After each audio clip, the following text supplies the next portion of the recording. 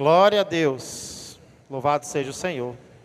Cumprimento a amada igreja com a graça e a paz do Senhor Jesus Cristo. Amém? Alguém sabe me dizer se vai ter divisão para as crianças hoje? Opa, as crianças já podem sair. Crianças aqui presentes. Com a tia Rita. Tia Rita. Glória a Deus. Vocês estão me ouvindo bem? Glória a Deus.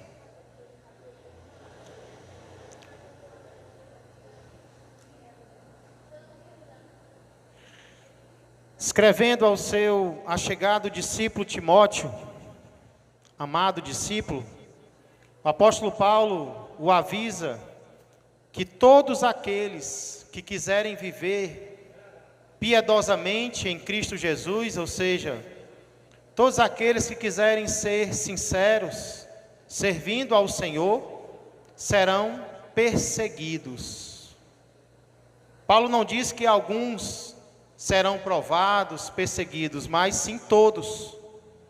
Todos aqueles que quiserem viver segundo a vontade de Deus, de forma sincera, de forma honesta, serão perseguidos.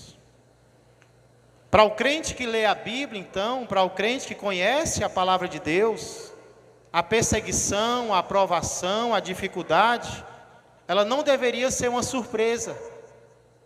Pelo contrário, quando nós lemos a nossa Bíblia, obrigado, Gerlane, nós estaremos esperando dificuldades, problemas, provações. Para o crente que conhece a Bíblia, situações difíceis, inclusive perseguições, elas não são surpresa, pelo contrário, nós já devemos esperá-las. Porém, amados, a palavra de Deus também nos avisa que nós não devemos esperar apenas provações. A palavra de Deus também nos orienta a aguardarmos recompensas vindas do Senhor, bênçãos, respostas de oração. Aqueles que estão servindo ao Senhor sinceramente devem aguardar não apenas dificuldades, mas também respostas, transformações, bênçãos vindas do Senhor. No final desse culto, inclusive, nós iremos ouvir duas irmãs dando testemunho daquilo que o Senhor fez nas suas vidas. Por isso, eu quero ser bem breve.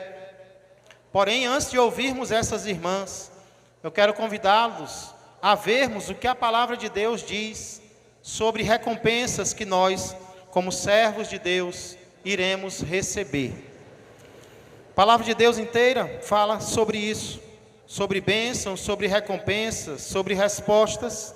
Inclusive, a passagem na qual eu quero meditar com vocês hoje, uma passagem curta que se encontra no livro de Daniel, capítulo de número 3. Por favor, abra comigo, mais uma vez, nesse terceiro capítulo de Daniel.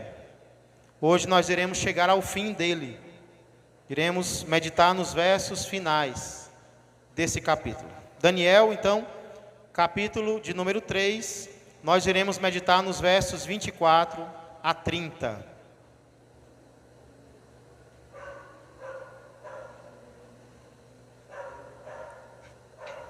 Aproveitando mais uma vez para dar as boas-vindas a todos nessa quinta-feira, véspera, dias anteriores às eleições, orando para que Deus venha dirigir, venha dar paz e sabedoria a todos nós, também aqueles que nos acompanham por meio das redes sociais. Como eu disse, hoje nós vamos chegar ao fim desse tão amado, tão famoso capítulo 3 de Daniel. Capítulo esse, só para recapitular, porque vocês já sabem, que começa com o rei Nabucodonosor ordenando que todos os seus súditos adorem a imagem dourada que ele fabricou. Essa ordem que ele dá, ela é obedecida por todos menos três judeus que decidem não obedecer ao rei, decidem desobedecer a ordem dele, esses 3 judeus, foram colocados pelo próprio rei sobre os negócios da Babilônia. Então eram funcionários, eram empregados do rei. Mesmo assim eles decidem ser leais a Deus acima de serem leais ao rei que os fez prosperar naquele lugar. Por causa disso, por causa dessa desobediência, eles são então acusados de traição e são também lançados na fornalha acesa ao máximo. A Bíblia vai dizer que ela é acesa 7 vezes mais, ou seja, ela é acesa ao máximo da sua capacidade. Só para a gente ter uma ideia de quão quente estava aquela fornalha, a palavra de Deus diz que os servos do rei que lançaram os judeus na fornalha não suportaram o calor. De tão quente que estava, eles morreram. Então, se os servos que lançaram os judeus morreram, que dirá os judeus que foram lançados na fornalha? Esses é que devem ter morrido, com certeza. Porém, para surpresa de todos, o nosso texto começa logo mostrando a sobrevivência dos servos de Deus. Sobre isso que nós iremos ver em primeiro lugar, a sobrevivência dos servos de Deus. Onde é que nós vemos isso, pastor? Daniel capítulo 3, versos 24 e 25. Acompanhe comigo. Então o rei Nabucodonosor se espantou e se levantou depressa e disse aos seus conselheiros: não lançamos nós 3 homens atados, amarrados dentro do fogo? Responderam ao rei: é verdade, ó rei. Tornou ele e disse: eu, porém, vejo 4 homens soltos, que andam passeando dentro do fogo, sem nenhum dano, e o aspecto, a aparência do quarto é semelhante a um filho dos deuses. Pai amado e Pai querido, nós estamos agora, Senhor, abrindo a Tua palavra, separando momentos preciosos desta noite, para lermos esta palavra, para pararmos, Senhor, e meditarmos sobre ela. Por isso nós pedimos a Tua misericórdia, a Tua graça e o auxílio do Teu Espírito Santo sobre as nossas vidas, Senhor, que nós possamos ser tocados, iluminados pelo Teu Espírito Santo, para podermos primeiramente compreender, Senhor, o que está escrito aqui também, sermos impactados, transformados pela palavra que sai da Tua boca, a qual alimenta a nossa alma. Muito obrigado, Pai, é o que eu peço e agradeço, em nome de Jesus Cristo. Amém e amém. Irmãos, nos versos anteriores, o rei se encontrava cheio de ira e de fúria. Isso porque 3 dos seus súditos decidiram não obedecê-lo, decidiram desafiar a autoridade do rei. Eles disseram: rei, nós não precisamos nem te dar uma resposta. Se o nosso Deus, se for do plano do nosso Deus nos livrar, Ele vai nos livrar da fornalha. Se não for, fica ciente que nós não adoraremos aos teus deuses, nem nos prostraremos diante da imagem que você fabricou. Aqui, porém, de ira, o rei passa a sentir assombro. De raiva, o rei passa a sentir admiração, surpresa. Algo o espanta e o levanta do trono. Parece que o rei não está acreditando no que os seus olhos estão vendo. Por isso ele se dirige aos seus conselheiros e pergunta: vem cá, nós não acabamos de lançar na fornalha 3 homens presos? E eles respondem: sim, é verdade. Pois eu estou vendo agora, não 3, e sim 4 homens. E eles não se encontram presos, porém soltos. Eles não estão amarrados, eles não estão atados. As mãos deles, o corpo deles está solto. Irmãos, qual era o propósito do fogo? Qual era o objetivo do fogo na visão do rei? O objetivo do fogo era matar os servos de Deus. Porém, percebam que ao invés de matar, o fogo foi um instrumento da libertação deles. Foi o fogo, provavelmente, que queimou as cordas com as quais eles foram atados. Deus é poderoso para transformar um instrumento de morte em um instrumento de salvação. Deus é poderoso para transformar aquilo que os homens queriam usar para nos matar, transformar aquilo em um instrumento de salvação para os seus servos. Foi exatamente isso que aconteceu com a cruz. A cruz, na Bíblia, no Império Romano, era instrumento de morte. Mas o que foi que Deus transformou a cruz? O que era um instrumento de morte, Deus transforma em um instrumento de perdão e de salvação para todos aqueles que creem em Jesus Cristo. O rei vê então tudo isso, e ele diz: e eles não estão queimando, eles estão passeando no meio do fogo, e a aparência do quarto é diferente. A aparência do quarto é semelhante a um dos filhos dos deuses.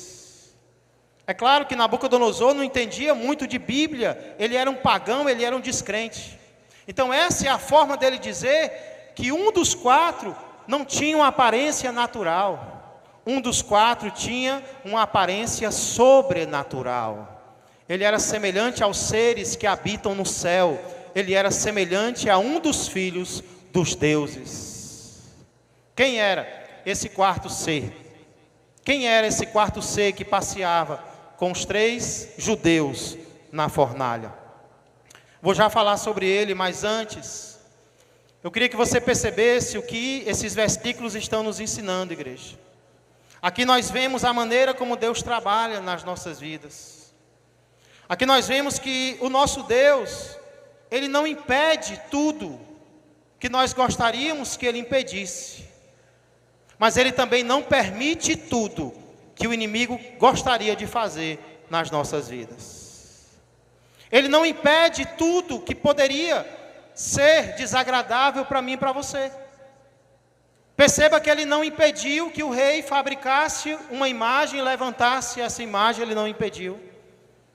Ele não impediu que o rei obrigasse as pessoas a adorar. Ele não impediu que os seus servos fossem apontados, fossem acusados. Ele não impediu que os seus servos fossem ameaçados. Ele não impediu que os seus servos fossem lançados em um lugar no qual eles poderiam morrer. Porém, Ele impediu que eles fossem mortos. Deus não vai impedir tudo aquilo que for desagradável. Deus não vai impedir toda e qualquer luta. Deus não vai afastar da minha vida e da sua vida toda e qualquer acusação, toda e qualquer fornalha. Mas Ele vai impedir que nós sejamos mortos por causa dos nossos problemas. Deus pode permitir a fornalha. Deus muitas vezes não vai nos salvar da fornalha, mas Ele vai nos salvar na fornalha.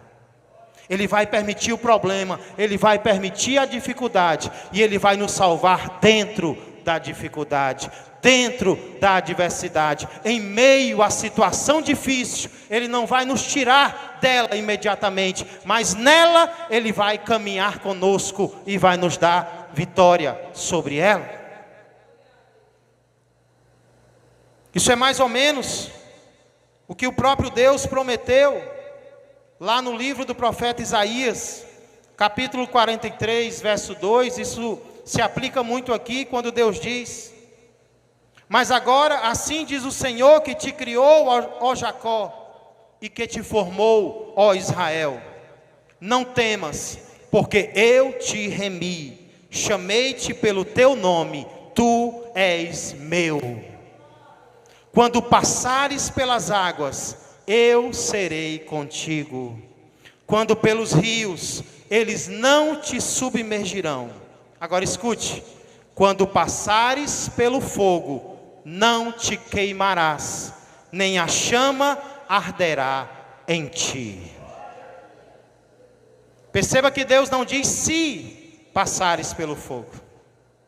Como eu disse, para o crente que lê a Bíblia, o fogo é algo esperado. Não é algo surpreendente, é algo que nós devemos esperar. Deus não diz se passares pelo fogo, e sim quando passares pelo fogo, eu vou estar com você. O fogo não vai te queimar, a provação não vai te destruir, você não vai se perder, porque você é meu, eu salvei você, você pertence a mim. O rei então tem essa visão, vê esse quadro, e alguém poderia, ao ouvir a voz dele, o que o rei estava dizendo, não acreditar, achar que o rei estava tendo um sonho acordado. Como saber então se o que ele estava vendo era real? O texto mostra, em segundo lugar, o rei ordenando a saída dos servos de Deus. Primeiramente, eles sobrevivem dentro da fornalha, mas depois eles são retirados de lá. Olha os versos 26 e 27. Então se chegou Nabucodonosor à porta da fornalha sobremaneira acesa, falou e disse: Sadraque, Mesaque e Abednego, servos do Deus Altíssimo, saí e vinde. Então Sadraque, Mesaque e Abednego saíram do meio do fogo. Ajuntaram-se os sátrapas, os prefeitos, os governadores e conselheiros do rei, e viram que o fogo não teve poder algum sobre os corpos destes homens, nem foram chamuscados os cabelos de sua cabeça, nem os seus mantos se mudaram, nem cheiro de fogo passara sobre eles. Irmãos, eles não apenas sobrevivem ao fogo, eles saem de lá. Deus não apenas tem poder, louvado seja Ele, Deus não apenas tem poder para nos fazer sobreviver a determinada situação. Quando a hora chega, Deus tem o poder de nos fazer sair da situação, sair da dificuldade, sair da adversidade. Eu não sei que fogo de provação você tem enfrentado. O que eu sei é que o meu Deus é capaz de tirar você dele. O meu Deus é capaz de fazer você sair da adversidade na qual você está. A provação, ela não é permanente. A provação que Deus permite, ela é passageira. Ela vai passar. Tem data de entrada, mas também tem data de saída. Deus permite que entremos, mas quando a hora chega, Ele dá uma palavra, Ele dá um decreto para nós sairmos de lá. O apóstolo Paulo chama a nossa tribulação de leve e momentânea. Pastor, mas como que eu estou passando é leve e momentâneo? Paulo diz, quando você compara com o que Deus está preparando para você, o que nós estamos passando agora não é nada. É algo leve e é algo momentâneo. Pode não parecer agora, mas quando você passar por isso, quando você olhar para trás, você vai acreditar no que a Bíblia está dizendo. Você mesmo já deve ter passado por algo difícil na sua vida, que quando você estava passando, parecia que era eterno. Parecia que não ia acabar nunca, mas isso não acaba nunca. Mas quando você passou, você olhou para trás, aí você tem a impressão até que durou pouco. Por quê? Porque quando nós estamos na fornalha é uma coisa, mas quando nós saímos dela é outra. Então Deus aqui, Ele faz com que os seus servos saiam da situação. E isso foi um conforto muito grande para os judeus que estavam lendo o livro de Daniel, sabe onde? No exílio. Foram levados para outro país, foram levados para a Babilônia e passaram 70 anos lá. A impressão que dava é que eles nunca iam sair, mas eles leram aqui que na fornalha que os judeus entraram dela, eles iriam sair. Nós vamos sair daqui. De fato isso aconteceu. Quando o tempo se cumpriu, eles saíram da Babilônia, voltaram para a sua terra. Deus tem o poder de nos tirar da fornalha na qual Ele permitiu que nós entrássemos. Agora percebam como eles saem de lá. Isso é o mais impressionante, irmãos. Daniel diz que os mesmos que se curvaram perante a imagem, os cargos deles são citados, os sátrapas, os prefeitos, os governadores. Lá no início do capítulo, eles se prostram diante da imagem para não morrerem, para não serem mortos. E agora essas mesmas pessoas, elas se aproximam dos 3 judeus. Agora você percebe alguém mandando eles se aproximarem? A adoração à imagem foi obrigatória, mas a aproximação dos judeus servos do Senhor foi voluntária. Porque quando existem crentes verdadeiros na terra, esses crentes atraem as pessoas a Deus. Elas não precisam obrigar ninguém. O perfume que elas exalam do Senhor vai chamar a atenção. As pessoas vão querer se aproximar. As pessoas vão querer saber o que foi que aconteceu com você. Mas você não era assim. Mas você estava sendo acusado. Mas você agia de outra maneira. E agora eu estou vendo que tudo mudou. A sua situação foi transformada. Eu quero ver como foi que isso aconteceu na tua vida. Esse é o melhor evangelismo que existe. O melhor evangelismo que existe é o milagre de Deus acontecendo na minha vida e na sua vida. Então esses mesmos homens que no início adoram a imagem, agora se aproximam. E o que é que eles veem? Eles veem que o fogo não causou dano nenhum.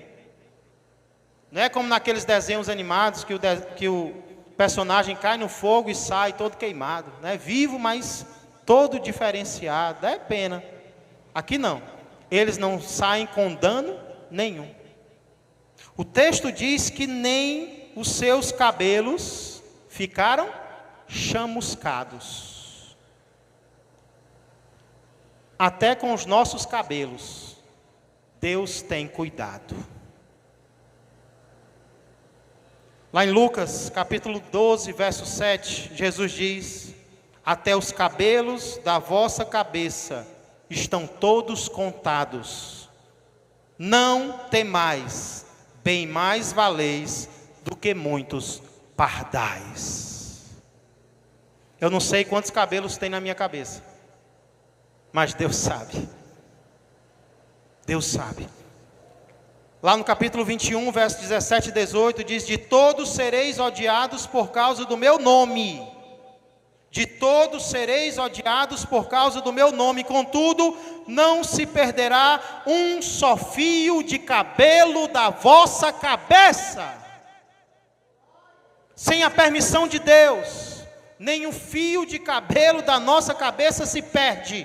Não importa quem nos odeie, quem nos persiga, quem nos protege é o Senhor. Ele diz: não tenha medo, eu estou no controle, eu estou te protegendo. Irmãos, nem cheiro de fogo passou sobre eles. A gente sabe que quando a gente lida com fogo, faz um churrasco, uma fogueira, o cheiro da fumaça impregna na nossa roupa, não é verdade? No cabelo, no corpo inteiro. Mas a redoma que Deus fez ao redor dos seus servos foi tão poderosa, mas tão poderosa, que nem a fumaça entrou, nem a fumaça atingiu. Quando Deus quer, nem a fumaça nos atinge. É isso que nós vemos aqui, irmãos. Os servos de Deus, então, eles não apenas sobrevivem à fornalha, Deus também os faz saírem dela sãos e salvos. Mas eles saem para onde? Eles saem para quê? Como é a vida deles depois da provação, depois da perseguição? Esse capítulo termina mostrando agora, em terceiro lugar, o sucesso dos servos de Deus. Eles sobrevivem, eles saem, e Deus traz sucesso verdadeiro sobre as suas vidas. Olha os versos 28 a 30. Falou Nabucodonosor e disse. Isso não é gíria, viu? Falou e disse. É a maneira da Bíblia reforçar, né, o que está escrito aqui. Falou Nabucodonosor e disse: Bendito seja o Deus de Sadraque, Mesaque e Abednego, que enviou o seu anjo e livrou os seus servos, que confiaram nele, pois não quiseram cumprir a palavra do rei, preferindo entregar o seu corpo a servirem e adorarem a qualquer outro Deus, senão ao seu Deus. Verso 29. Portanto, faça um decreto, pelo qual todo povo, nação e língua, que disser blasfêmia contra o Deus de Sadraque, Mesaque e Abednego, seja despedaçado, e as suas casas sejam feitas em monturo, porque não há outro Deus que possa livrar como este. E o verso 30 termina o capítulo dizendo: Então o rei fez prosperar a Sadraque, Mesaque e Abednego na província da Babilônia. No centro do capítulo, o rei pergunta: qual é o Deus que poderá livrá-los das minhas mãos? Esse rei que perguntou isso, agora abre a própria boca para exaltar o Deus do qual ele zombou. Aí eu pergunto para vocês, igreja, amada igreja Ágape, existe um certificado de sucesso mais valioso do que esse? Existe um diploma de sucesso mais caro do que nós sermos usados como instrumentos para que pessoas que não criam em Deus agora acreditem e louvem a Deus? Tem um sucesso maior para um crente do que ele ser usado para que pessoas se rendam ao Senhor, para que pessoas adorem a Deus, para que pessoas conheçam a Deus. Tem um sucesso maior do que esse, igreja. É esse sucesso que eles experimentam, para começar, porque é o principal. A principal prosperidade que existe não é a financeira, não é a terrena, é a espiritual. É nós sermos canal para alguém conhecer a Deus. É nós sermos meio para que alguém exalte ao Senhor. E é isso que acontece com eles. Nabucodonosor não cria em Deus, e se eles tivessem sido infiéis, ele ia continuar não conhecendo o Deus verdadeiro. Então muitas vezes nós seremos canal, sabe como? Batendo o pé e dizendo: eu não vou, eu não faço, eu não digo o que você quer. Eu vou, eu faço, eu digo o que Deus quer na minha vida. Aí nós seremos canal na vida de alguém. Então ele perguntou, e ele começou fazendo o quê? Ele começou fazendo o que o crente faz. Ele começou bendizendo o Deus de Sadraque, Mesaque e Abednego. Por que ele bendiz a Deus, igreja? O que foi que Deus fez para ele bendizer a Deus? Verso 28. Porque ele enviou o seu anjo e livrou os seus servos. Há quem acredite que esse ser celestial chamado de anjo aqui pelo Nabucodonosor era a própria segunda pessoa da Trindade, o próprio Filho de Deus. E é bem possível que realmente tenha sido. Jesus diz: e eis que estou convosco todos os dias, até a consumação do século. Porém, mesmo que não fosse o próprio Jesus, e sim um anjo enviado por ele, o resultado foi o mesmo. Deus estava mostrando que os seus servos não estavam sós. E muitas vezes Deus vai enviar anjos para nos proteger, para nos guardar, para nos abençoar. Quem acredita em anjos aqui? Quem acredita que Deus ainda envia anjos hoje? Muitas vezes nós não vemos. Mas a palavra de Deus promete, por exemplo, lá no Salmo 34, verso 7 diz: o anjo do Senhor acampa-se ao redor dos que o temem e os livra. Foi ou não foi isso que aconteceu na fornalha? O anjo do Senhor acampou-se ao redor dos que temiam unicamente a Deus e os livrou. Lá no Salmo 91, versos 10 e 11 está escrito: nenhum mal te sucederá, praga nenhuma chegará à tua tenda, porque aos seus anjos dará ordens a teu respeito, para que te guardem em todos os teus caminhos. Quando nós servimos a Deus, nós já temos guarda-costas, os anjos enviados por Ele para nos proteger. Agora nota o que Nabucodonosor diz sobre os 3 judeus. Ele diz que Deus livrou os seus servos, mas os seus servos que fizeram o quê? Os seus servos que serviram ao pecado? Os seus servos que se amoldaram às coisas do mundo, que fizeram o que todo mundo faz? Não. O próprio rei testemunha: Deus livrou os seus servos que confiaram nele e não quiseram cumprir a palavra do rei, preferindo sacrificar o seu corpo a servirem e adorarem a qualquer outro Deus, senão ao seu Deus. Deus livrou os seus servos, mas que servos? Os servos que confiaram nele e que demonstraram a sua confiança em Deus, não fazendo o que o rei queria, e sim entregando o seu corpo para ser sacrificado, para não servir e adorar a outro Deus, e sim somente ao Deus verdadeiro. E quais são os deuses que nós temos hoje, igreja? A ganância é um Deus, a imoralidade é um Deus, a idolatria a seres humanos é um Deus. Tem gente que lembra de idolatria só em relação a imagens. Mas tudo aquilo que nós colocamos em primeiro lugar na nossa vida é um ídolo. Uma pessoa, se você ama alguém mais do que a Deus, essa pessoa é o teu ídolo. Se você confia mais no teu trabalho do que em Deus, o teu trabalho é o teu ídolo. Se você se importa mais com o seu corpo do que em agradar a Deus, o teu corpo é o teu ídolo. Então existem deuses modernos que nós podemos nos dedicar à adoração deles.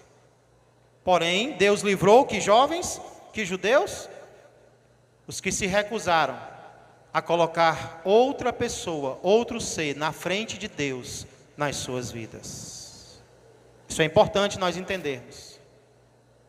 Deus não se agrada daqueles que o colocam em segundo lugar. Deus merece e quer ser colocado em primeiro lugar nas nossas vidas. E aí quando um crente coloca Deus em primeiro lugar, aí o céu é o limite para as bênçãos de Deus chegarem na vida dessa pessoa. Ah, me colocou em primeiro lugar, então se prepara. Pode vir problema? Pode, mas pode esperar. Prepara a sacola, porque bênçãos vão chegar. Então aqui nós vemos que às vezes nós queremos ganhar alguém para Cristo, um parente, ou até um amigo, e a gente pensa que para ganhar essa pessoa para Cristo, a gente vai ter que fazer tudo o que ela quer, tudo o que ela manda. A esposa quer ganhar o marido para Cristo, então agora vai ter que ir para a festa com ele, não. Político não precisa ser idolatrado para ser ganho para Cristo. Nenhum parente precisa ser idolatrado para ser ganho. Para nós ganharmos alguém, muitas vezes, nós vamos ter que ceder. Mas outras vezes, nós vamos ter que ser firmes e dizer: eu não vou me curvar. Eu vou me submeter a Deus em primeiro lugar. Foi isso que ganhou a impressão de Nabucodonosor. Por causa disso, ele fez um decreto. Olha como é que O início e o fim são tão diferentes, né? No início ele fez um decreto ordenando que adorassem a imagem. E agora ele faz um decreto protegendo o nome do Deus dos judeus de qualquer blasfêmia. Claro que isso não significa ainda que ele se converteu. Talvez no capítulo 4 isso vá acontecer, né? Mas isso mostra que pelo menos impressionado ele ficou. Ele ficou muito impressionado com Deus dos judeus. E o capítulo termina dizendo que o rei fez prosperar os 3 judeus na Babilônia. O capítulo termina como começa. Fala sobre a Babilônia no começo e sobre a Babilônia no final. Irmãos, o que é que nós podemos aprender com esse capítulo tão amado, tão querido, tão famoso? Eu creio que uma das verdades principais que nós aprendemos aqui é que Deus é capaz de nos salvar de toda e qualquer fornalha. Deus é capaz de nos salvar de toda e qualquer tribulação, de toda e qualquer provação, de toda e qualquer tentação. Isso aqui é só um exemplo. Olha de qual fornalha Deus salvou os seus jovens. Uma fornalha acesa ao máximo, por um rei furioso. Deus os salvou. E aqui é só um exemplo. Deus salvou o seu povo de outras fornalhas, por exemplo. O Egito é chamado na Bíblia de fornalha de ferro. E o que foi que Deus fez? Deus arrancou o seu povo do Egito. A própria Babilônia é chamada de fornalha da aflição, lá em Isaías. O que foi que Deus fez? Deus tirou o seu povo da Babilônia. Ou seja, Deus pode nos livrar, Deus pode nos salvar de toda e qualquer dificuldade. E ainda hoje isso se cumpre, pastor?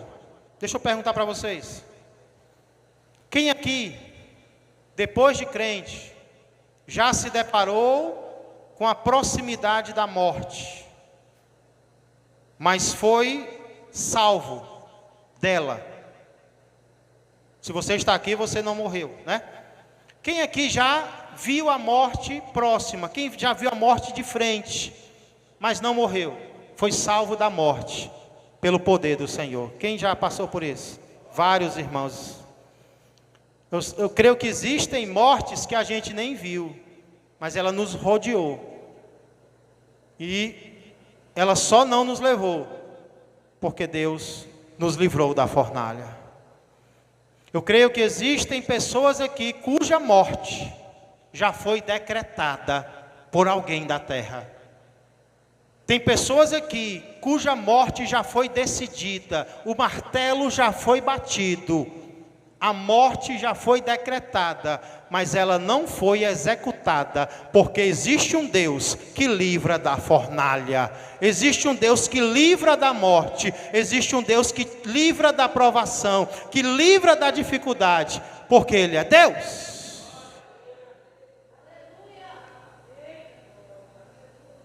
Então eu não sei de qual fornalha você está enfrentando agora. Eu não sei qual dificuldade, qual provação você está enfrentando agora na sua vida. O que eu quero que você saia daqui sabendo, ciente se Deus livrou esses 3 jovens, Ele também pode me livrar. Eu não vou esmorecer, eu não vou desistir, eu não vou entregar os pontos. Deus vai me fazer sobreviver na fornalha, e quando a hora chegar, Deus vai me tirar da fornalha e vai me dar sucesso, segundo a visão dEle, para a honra e glória dEle. Quem crê que Deus livra da fornalha? Quem crê que Deus salva das fornalhas terrenas? Louvado seja o Senhor. Precisamos acreditar nisso, igreja. Senão nós vamos desistir, sabia? Na primeira dificuldade a gente vai esmorecer. Ah, mas está tão difícil, está tão quente. Aí Deus tem um propósito. Deus não disse que nós não passaríamos pelo fogo. Ele disse que Ele estaria conosco no fogo e nós não nos queimaríamos. Acredite, Deus está com você. Se você serve a Ele, se você tem colocado Ele em primeiro lugar, Ele está com você. Porém, talvez você lembre de alguém que perdeu a vida mesmo sendo crente. Pastor, e fulano de tal, e personagem bíblico, partiu, morreu, não foi liberto da fornalha.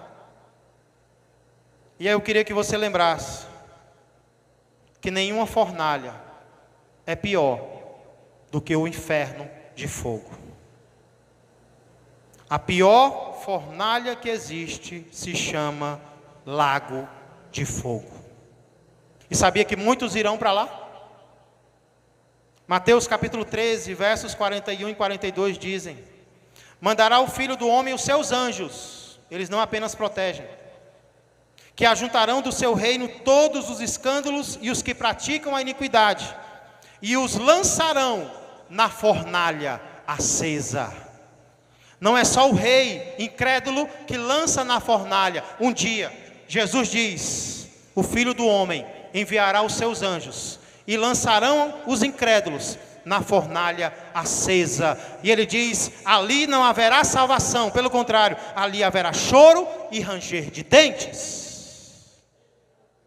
Existe uma fornalha pior do que todas, pior do que qualquer provação, dificuldade terrena, é a fornalha futura, chamada inferno, chamada lago de fogo. Mas sabe qual é a boa notícia? É que Deus enviou o seu Filho unigênito, para que todo aquele que nele crê, não pereça, mas tenha a vida eterna. Deus enviou o seu Filho, para nos livrar de fornalhas terrenas, sim, mas mesmo quando a hora chegar, nós ainda seremos vitoriosos. Por quê? Porque nós escaparemos da pior de todas as fornalhas, a fornalha eterna, o lago de fogo, porque cremos, porque servimos ao único Deus verdadeiro.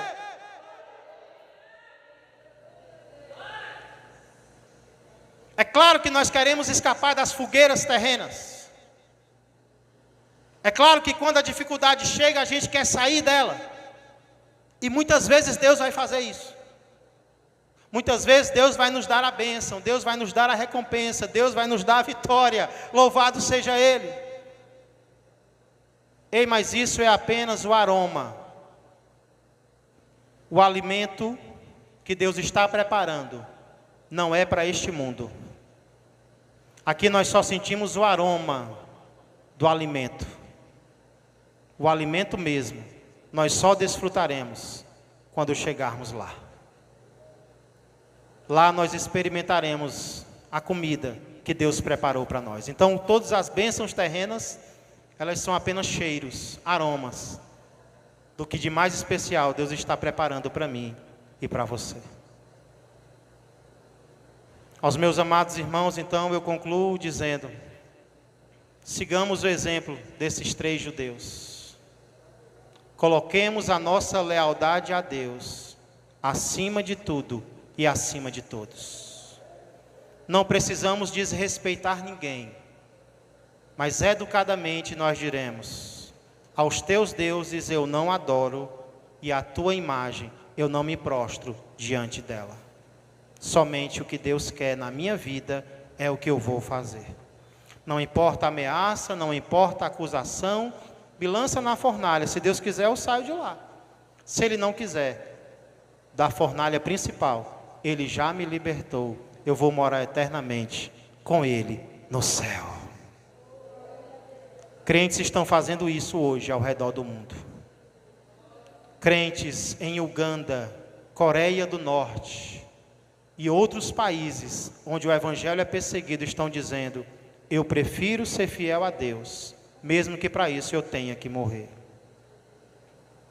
E aqueles que ainda não são crentes, talvez estejam perguntando: mas como eu entro para esse time? Jesus disse: quem quiser salvar a sua vida, perdê-la. Mas aquele que perder a vida por minha causa, salvá-la. É melhor perder a vida para o mundo e salvá-la para Deus.